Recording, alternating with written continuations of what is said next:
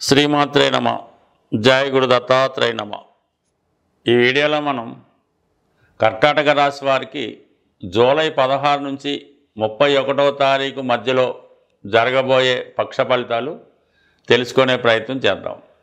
మరి కర్కాటక రాశి వారికి ఈ వారం ఈ పక్షంలోనే రాశి అందే బుధాదిత్య యోగం ఏర్పడడం జరిగింది.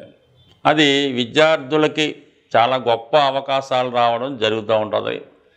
మీరు ఏదైనా ఒక మంచి కాలేజీలో సీటు కొరకు ప్రయత్నం చేస్తున్నా, లేదంటే పలానా బ్రాంచ్లో మనం సీటు సంపాదించాలి అనుకునే మీ ఆలోచన చాలా వరకు ఈ సమయంలో నెరవేరే అవకాశం అది ఉంటుంది.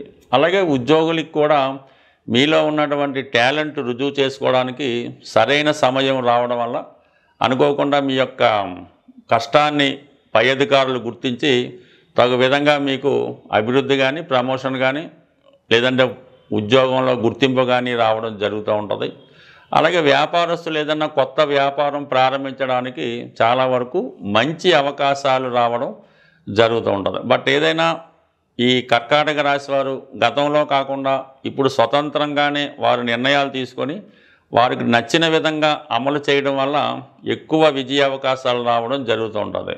ఏదైనా సరే ఈ కర్కాటక రాశి వారు ఒక పని చేసే ముందు 10 మంది సలహా తీసుకోవడం వల్ల ఎవరో ఒకళ్ళు ఇచ్చినటువంటి రాంగ్ సలహానే వీళ్ళకి నచ్చుతాయి తప్ప, మంచి సలహా ఇచ్చినా వారికి మంచి ఆలోచన వచ్చినా కూడా దాన్ని చాలా వరకు అమలు చేయలేకపోతూ ఉంటారు. అంటే వీళ్ళ వరకు ఎవరూ నష్టపోకూడదు, అందరూ బాగుండాలన్నటువంటి ఆలోచనలో ఒక పని చేసే ముందు ఎందులో ఎవరికైనా ఇబ్బంది ఉంటుందా, ఎవరికైనా నష్టం ఉంటుందా అని ఆలోచించి ఆ పని చేయడం జరుగుతూ ఉంటుంది. మరి ఈ కారణం వల్ల ఏంటంటే చాలా వరకు వీళ్ళ యొక్క అభివృద్ధి ఆగిపోవడం జరుగుతూ ఉంటుంది. అలాగే ఎప్పుడు కూడా గతంలో జరిగిపోయినవి తలుచుకుంటూ అప్పుడు ఇలా చేసి ఉంటే బాగుండు, అప్పుడు ఈ విధంగా చేసి ఉంటే బాగుండు అనుకొని ప్రస్తుతం కాలాన్ని, సమయాన్ని కూడా వృధా చేయడం జరుగుతూ ఉంటుంది. అది ఇప్పుడు వచ్చినటువంటి ఈ అవకాశాన్ని జాతకుడు సద్వినియోగపరుచుకుంటే చాలా వరకు తను సొంత నిర్ణయంతో జీవితంలో పైకి రావడం, అలాగే తమ వ్యక్తిగత అభిప్రాయాలకి తగు విధమైన గుర్తింపు రావడం కూడా జరుగుతూ ఉంటుంది. అలాగే ముఖ్యంగా ధనస్థానంలో 2 గ్రహాలు, ఒకటేమో కుజుడు, ఒకటేమో కేతువు. అయితే ఈ కర్కాటక రాశి వారికి కుజుడు యోగకారకుడు అవుతూ ఉంటాడు. అటువంటి యోగకారకుడు ధనస్థానంలో ఉండడం వల్ల వృత్తిపరమైనటువంటి ఆదాయం ఒకటి లభిస్తూ ఉంటుంది. ముఖ్యంగా మీ ప్రతిభకి, మీలో ఉన్నటువంటి టాలెంట్కి తగిన గుర్తింపు ఒకటి రావడం జరుగుతూ ఉంటుంది. అంటే కుజుడిలో ఉన్నటువంటి టాలెంట్ని, బలాన్ని కేతుగ్రహం ఇంకా అభివృద్ధి చేయడం జరుగుతూ ఉంటుంది. సహజంగా కేతువు కూడా మీకు పంచమాధిపతి అవ్వడం వల్ల చాలా వరకు మీ యొక్క ఆలోచనల్ని గట్టిగా సమర్థించే ప్రయత్నం చేస్తూ ఉంటారు. ఇది మీకు ఖచ్చితంగా తెలుసు, ఇది పర్ఫెక్ట్గా ఇది జరుగుతుంది, ఇది ఖచ్చితంగా అనుకున్నప్పుడు అది ఎంత గొప్పవాడినైనా ఎదిరించి ఆ పని సక్సెస్ చేసే ప్రయత్నం జరుగుతూ ఉంటుంది. అలాగే చాలా సందర్భాల్లో కుటుంబ సభ్యుల అభిప్రాయాన్ని వ్యతిరేకించడం జరుగుతుంటుంది.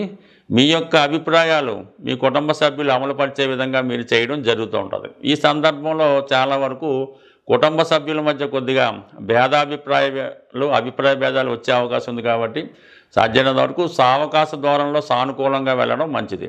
అయితే ఈ రాశి వారికి ఈ పక్షంలో ఏర్పడిన ధనయోగాలు చాలా అనుకూలంగా ఉండడం వల్ల, అలాగే ధనం ఆదాయం కూడా బాగా పెరుగుతుంది. ముఖ్యంగా శుక్రుడు, ఈ రాశి వారికి శుక్రుడు చతుర్థ లాభాధిపతిగా లాభస్థానంలో సంచరించడం వల్ల, శుక్రుడు లాభస్థానంలోకి వచ్చినప్పుడు స్త్రీల యొక్క సహకారం ఎక్కువగా పెరుగుతూ ఉంటుంది.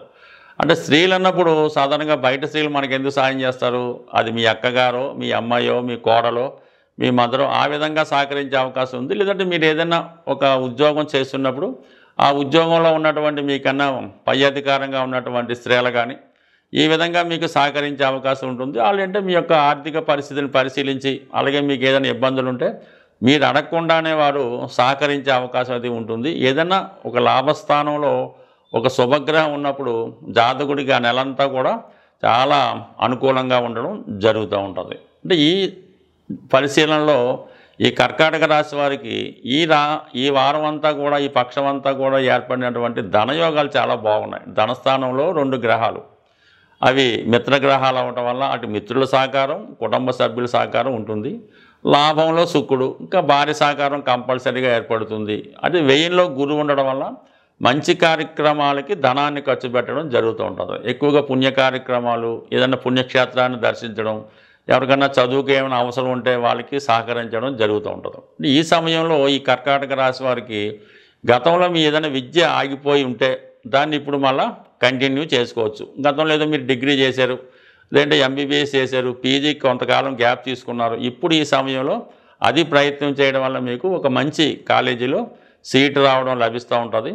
మరీ ముఖ్యంగా సంతానం కొరకు ప్రయత్నం చేస్తున్నటువంటి దంపతులకి ఇది ఖచ్చితంగా సంతానం కలిగే సమయం మాట. ఎందుకంటే లాభంలో శుక్రుడు, అలాగే వెయ్యిలో గురువు, అంటే వెయ్యిలో గురువు వచ్చినప్పుడు కంపల్సరీగా సంతానాన్ని ఇవ్వడం జరుగుతూ ఉంటుంది.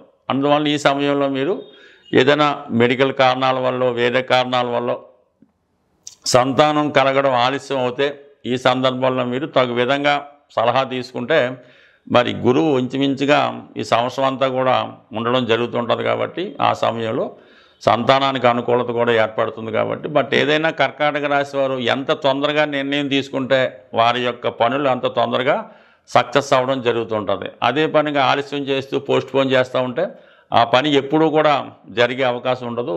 సాధారణంగా ఏ జాతకుడికైనా ఎవరికైనా సరే ఆర్థికపరమైనటువంటి సమస్యలు ఎక్కువగా ఇబ్బంది కలుగుతూ ఉంటాయి.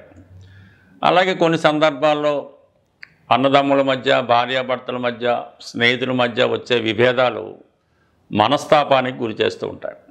ఎటువంటి ఆర్థిక సమస్య అయినా లేదా ఎటువంటి రక్త సంబంధీకుల మధ్య వచ్చినటువంటి సమస్య అయినా పరిష్కారానికి ఒక తాంత్రిక పరిహారం అన్నది ఇప్పుడు మనం తెలుసుకునే ప్రయత్నం చేద్దాం.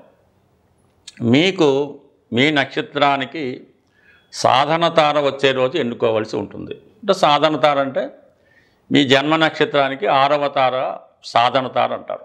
ఆ సాధన తారలో మనం ఏ ప్రయత్నం చేసినా కంపల్సరీగా అది సక్సెస్ రావడం జరుగుతూ ఉంటుంది. అది కోర్టు కేసు అవ్వచ్చు, ఉద్యోగ ప్రయత్నం అవ్వచ్చు, రుణ ప్రయత్నం అవ్వచ్చు, కంపల్సరీగా సక్సెస్ అవుతూ ఉంటుంది.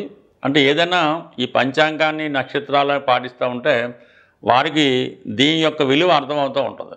కొంతమంది పెద్దగా ఈజీగా తీసుకుంటారు, కానీ కేవలం మీరు ఒక సాధన తార రోజు మీకు ఏదైనా ఒక ఆంజనేయ స్వామి టెంపుల్లో పరిచయం ఉంటే, పూజారి గారు ఉంటే ఓకే.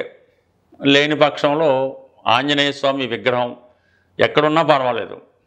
ఈ సాధన తార రోజు ఉదయం పూట చక్కగా స్నానం చేసి ఒక మంచి తమలపాకు తీసుకోవాలి. అంటే కేవలం ఒకటంటే ఒకటి కాదు, 5 తమలపాకులు ఒక ఒత్తుగా తీసుకొని ఆ తమలపాకు పైన, అంటే మీ సమస్య ఏం రాయక్కర్లేదు, మీ సమస్య తలుచుకొని సింధూరంతో ఆ తమలపాకు పైన ఒక చక్కగా చంద్రబింబంలాగా ఒక బొట్టు పెట్టినట్టు పెట్టి మీ మనసులో కోరిక తలుచుకొని ఆంజనేయ స్వామి వారి పాదాల వద్ద ఉంచవలసి ఉంటుంది.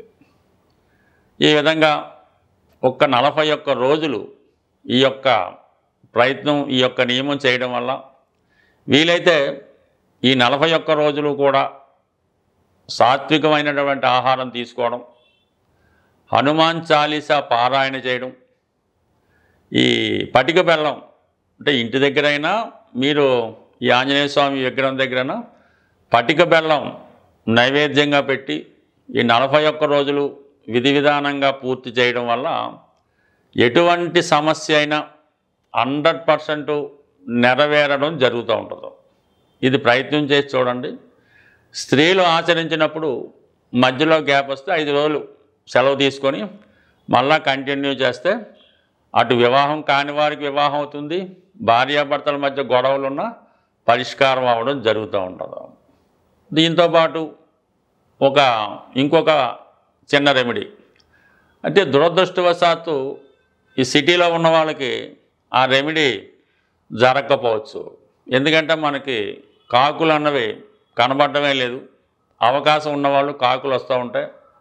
మీకు ఏ సమస్య అయినా అవటం లేదు, ఇబ్బంది పడుతుంది, అప్పు దొరకడం లేదు, ఏది ఈతి బాధలు ఉన్నా, ఇంట్లో సమస్య ఉన్నా మీరు భోజనానికి ముందు, అంటే మీరు మధ్యాహ్నం భోజనానికి కూర్చునే ముందు మీ యొక్క అంతా విస్తరి అంతా వడ్డించిన తర్వాత కొద్దిగా అన్నం ఏదో కూర కలిపి ప్రహరీ గోడ మీద ఈ కాకికి ఆహారంగా పెట్టి, అంటే కాకి వచ్చిన తర్వాత, అంటే ముట్టుకున్న తర్వాత మీరు తింటే అది మీకు చాలా సక్సెస్ వస్తుంది. లేని పక్షంలో మనకంత విధి నిర్వహణ కుదరకపోవచ్చు. ఒక బెల్లం ముక్క మేము డ్యూటీకి వెళ్ళే ముందే ఆ కాకికి పెట్టడం వల్ల మనకి చాలా చాలా చాలా జటిల సమస్యలు పరిష్కారం అవడం జరుగుతుంటుంది. ఏ సమస్య అయినా ఒకరోజు పెడితే అది సరిపోదు, అది మొక్కుబడిగా చేసినా కూడా సరిపోదు. సంపూర్ణ విశ్వాసంతో చేయడం వల్ల కంపల్సరీగా మీకు ఎటువంటి సమస్య అయినా ఈ పరిష్కారం అవడం జరుగుతూ ఉంటుంది. స్వస్తి.